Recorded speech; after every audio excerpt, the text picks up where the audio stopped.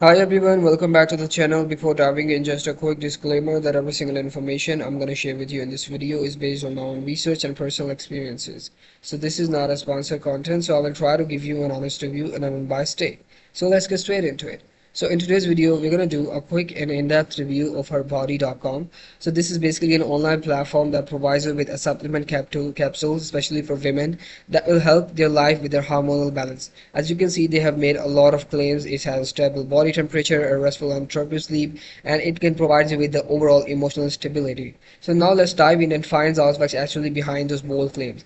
As you can see, they have also enlisted clearly the ingredients that they include, and another good signal about this platform, they have also included a lot of reviews, but we never know because those are actually on their official website. So I tried searching for their product on some legit platforms such as amazon.com, and I got to know that this product is also available on Amazon, which is also a really good green signal about this product, because being available on Amazon means that this product has passed through a variety of safety checks, and it is also has a number one bestseller tag, which is also a really good signal, and it has a really good rating of 4.1 out of 5, which is also very good, and it is also based on 882 reviews, which means a lot of people have actually purchased this product and have found this helpful.